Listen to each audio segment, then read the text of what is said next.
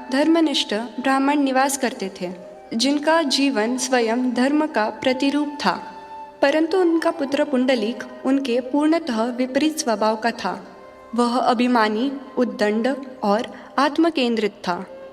माता पिता को निरुत्तर करना, बड़ों का अनादर करना और अपनी ही मनमर्जी से चलाना, ये उसके स्वभाव के सामान्य अंग बन चुके थे। जानुदेव और उनकी धर्मपत्नी ने आशा की एक अंतिम किरण देखी। यदि पुंडलिक का विवाह हो जाए तो शायद उसका स्वभाव सुधर जाए, परंतु यह आशा शीघ्र ही निराशा में बदल गई। विवाह के पश्चात पुंडलिक और अधिक बदल गया। अब वह पत्नी के आदेशों का कठपुतली बन गया। एक दिन जानुदेव ने अपने घर के बाहर कुछ असामान्य आवाज़ें सुनी, जैसे लोग आपस में चर्चा कर रहे हो, कुछ हलचल हो रही हो। यह सब लोग काशी यात्रा पर जा रहे हैं। उनके पुत्र उन्हें साथ ले जा रहे हैं। जानुदेव ने भारी मन से कहा, पर हमारा इतना सौभाग्य कहाँ? बेटा, बाहर सब काशी यात्रा के लिए जा रहे हैं। हमारी भी बड़ी इच्छा है काशी दर्शन की। नहीं, मैं इन्हें काशी क्यों ले जाऊं? लेकिन अगर नहीं ले गया तो लोग क्या कहेंगे? बेटा होके माता पिता को तीर्थ नहीं कराया, बदनामी होगी, हंसी उड़ेगी। चलो ले ही जाता हूँ, उसी बहाने मेरे पाप भी शायद धुल जाए।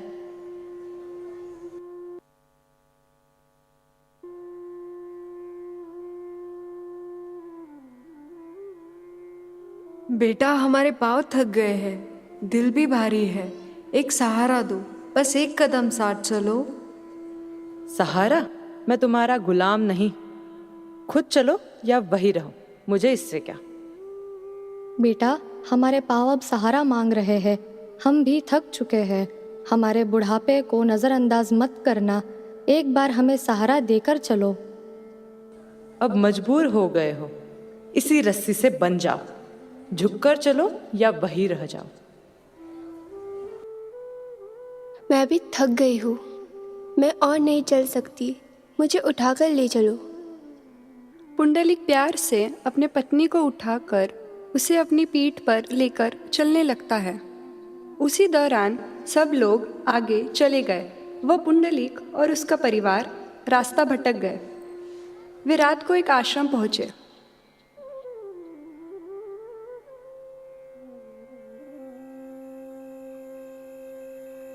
हे ब्राह्मण, क्या आप काशी का रास्ता जानते हैं?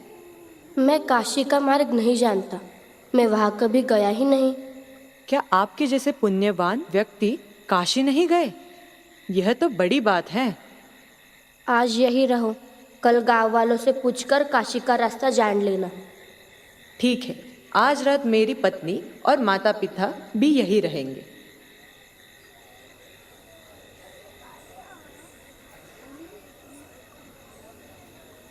रात के सन्नाटे में जब सब गहरी नींद में थे, पुंडलिक ने अचानक कुछ आवाज़ें सुनी।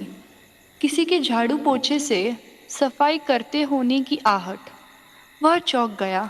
मन में अनजानी चिंता और जिज्ञासा उठी। दरवाज़ा खोलते ही पुंडलिक की आंखों के सामने 3 स्त्रियां थीं, जो आश्रम के आंगन में सावधानी से सफाई कर रही थी। पुंडलिक ने कदम बढ़ाए और उनके पास जाकर विनम्रता से पूछा, आप कौन हो और यहाँ क्या कर रहे हो? मैं गंगा, ये यमुना और ये सरस्वती, हम तीनों नदियाँ हैं और हम तीनों कुकुर्म ऋषि के आश्रम की साफ सफाई करने आए हैं। परंतु कुकुर स्वामी ने आज तक काशी का दर्शन तक नहीं किया और आप सब पवित्र नदियाँ यहाँ आकर उनका आश्रम शुद्ध करने लगी।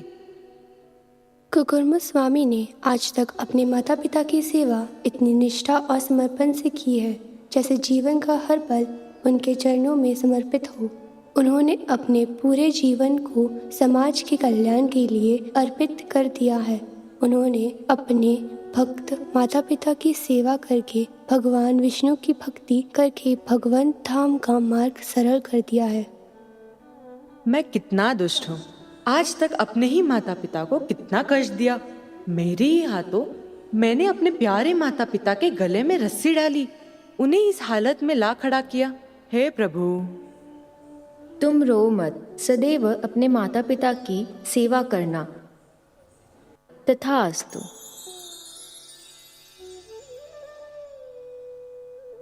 माताश्री, पिताश्री, कृपया मुझे माफ कर दो।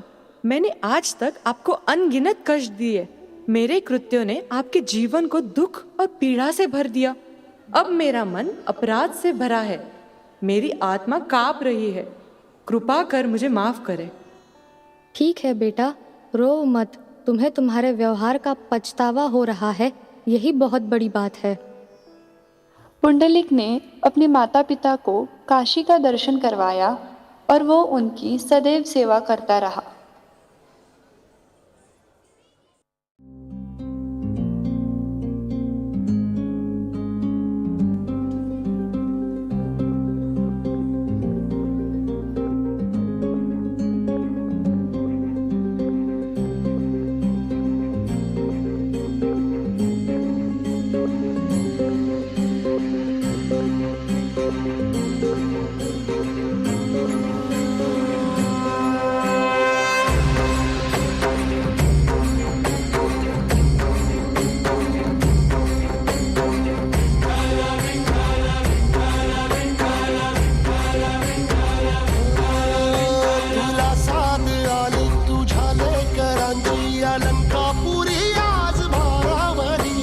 सवारीचा घेतला पावला निया वाळवंटी तुझी सावली गळा भेट घेण्या भीमेची निघाली तुझ्या नाम घोषात इंद्रायणी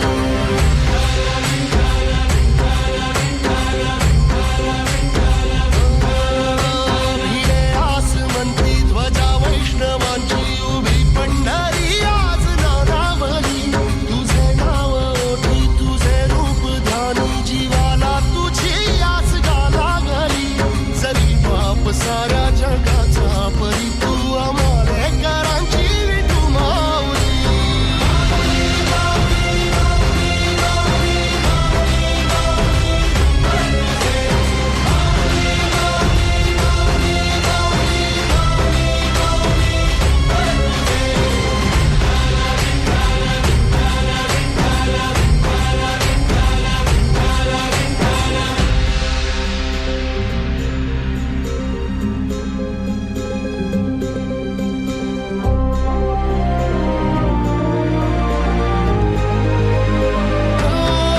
चाल कोरे तुझी वाट रात्रंदिनी घेतला पावला निवसा टाळ घोषातून साध येते तुझी धावते वैष्णवाना दिशा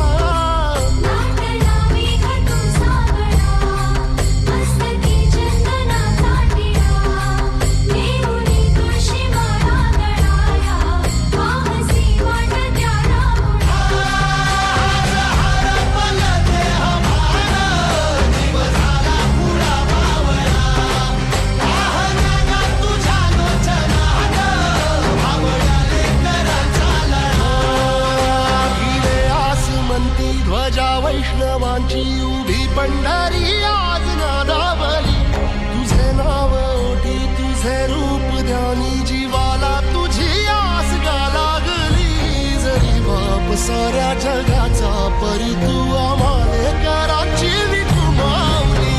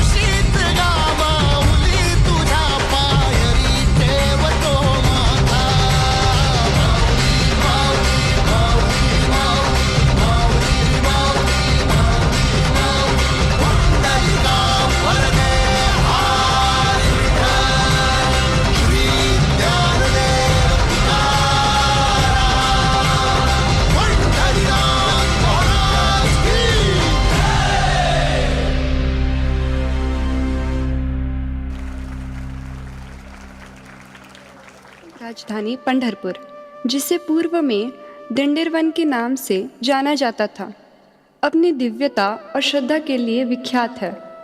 एक समय की बात है जब द्वारकाधीश भगवान श्री कृष्ण अपनी प्रिय पत्नी रुक्मिणी की नाराजगी दूर करने तथा अपने भक्त पुंडलिक से मिलने के लिए इस दिंडीरवन में पधारे थे।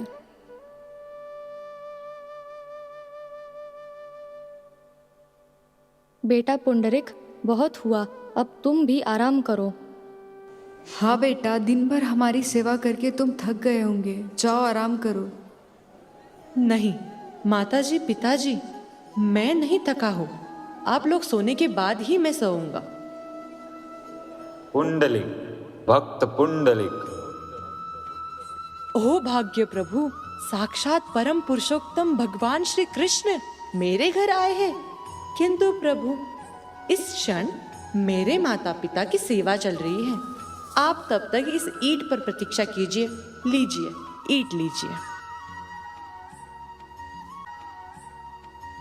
प्रभु, धन्य हो गया जो आपका मुझे साक्षात दर्शन का सौभाग्य प्राप्त हुआ। मैं भली भांति जानता हूँ यह सब मेरी माता पिता की सेवा का ही पुण्य फल है, जिसने मुझे सच्चे वैष्णव संग की ओर अग्रसर किया। आपकी इस कृपा के लिए मैं कोटि कोटि धन्यवाद अर्पित करता हूँ प्रभु। प्रभु, आपका ये सुंदर मनमोहक रूप देखकर मैं सब कुछ भूल गया। न अब कोई इच्छा है, न कोई कामना। मैं यह प्रार्थना करता हूँ प्रभु कि ज्ञानहीन, विज्ञान से रहित और पापों में डूबे हुए जीवों को भी आपके इस दिव्य स्वरूप का दर्शन प्राप्त हो। आपके करुणा से वे भी उद्धार पा सके।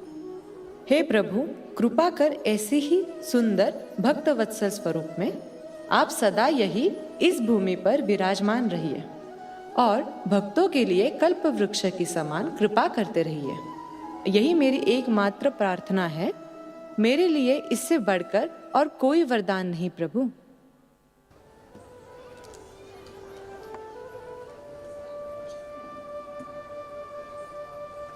इस प्रकार हम यह स्पष्ट रूप से देख सकते हैं कि कुकुर्म ऋषि जैसे उच्च कोटि के वैष्णव की संगति तथा अपने भक्त माता पिता की सेवा के माध्यम से पुंडलिक ने श्री भगवान की प्राप्ति की। यह कथा हमें एक गुह्य संदेश देती है कि वैष्णवों की संगति और वैष्णवों की सेवा ये दोनों ही भगवान की कृपा प्राप्ति के श्रेष्ठ साधन हैं। इसीलिए हमें अपने जीवन में यह दृढ़ निश्चय करना चाहिए कि हम सच्चे हृदय से शुद्ध वैष्णवों की संगति करें और उनकी सेवा में अपने जीवन को समर्पित करें, क्योंकि यही मार्ग अंततः हमें श्री कृष्ण के चरणों की ओर ले जाता है।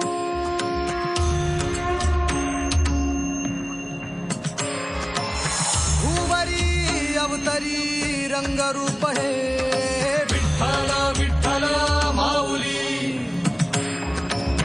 भीवरेचे तिरी निज सुख है विठ्ठल विठ्ठल माऊली, युगे युगे विठेवरी शोभे कर छटावरी, गरुडावरी आला माझा कानडा कैवारी, सावळा हा माझा राजा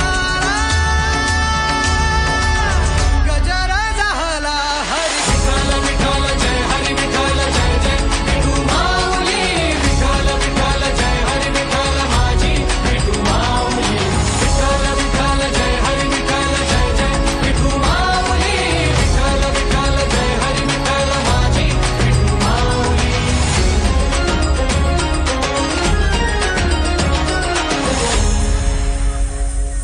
माझी विठाई लागो डोळा लागो दे सावराया आली पामरा, माझी विठाई होई बाप कधी आई सावराया आली पामरा, जानी मनी एक पांडुरंग पांडुरंग पांडुरंग मनी एक पांडुरंग पांडुरंग, गंध लल्लाची कस्तुरी गळा गुंफुनी मंजिरी, वैकुंठाचा स्वामी हरियाला हा पंढरी, सावळा हा माझा राजा आला गजर झाला हरी